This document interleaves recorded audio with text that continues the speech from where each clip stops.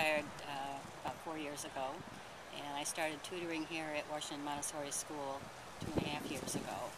I knew of my experience with a garden at the school where I taught, and knew that it was a wonderful learning experience and could be integrated into a lot of parts of the curriculum. I was really concerned that the children did not have very much experience out in nature, and I see that as a very important part of children's lives. And Gateway Greening helped us to find this location right behind the school. We provided the raised garden beds that the youth use to grow their vegetables in. There's been support in terms of a shed that was able to store some of their tools on site. One of the real great features we are able to provide youth gardens is free seeds and seedlings to gardens that we've worked with.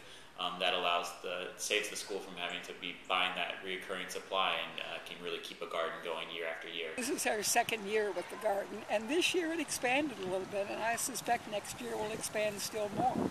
I will be very surprised if we don't have numerous other classes next year who want to be part of the garden. My favorite memory was seeing the kids look at the carrot that just came out of the soil. They were very attentive to this root system and looked very closely and how it all worked together and how it reached out. And you think of a carrot being a carrot, but they saw for the first time perhaps this very intricate root system.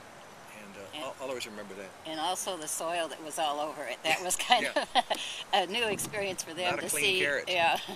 I know that the children, every time I see them in the hall, they are always saying, especially in the beginning of the year before we came over, they say, "When are we going to the garden? When are we going to the garden?" And I think that they have grown in their experience with nature, and they have more of an appreciation.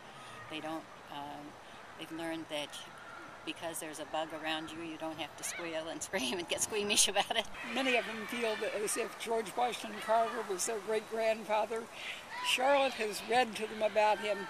We visited his statue when we went to the botanical garden, and the kids all knew immediately who it was. The volunteers, Charlotte and Don, and how passionate they are about coming in and how much they really want this to be a great experience. They're always really first and foremost in their thoughts are how can they get the children from the Washington Montessori to be able to use the garden and be able to have it as a learning thing. I think if we could get more people in the neighborhood actually interested in gardening, it would be, economically it would be a boon.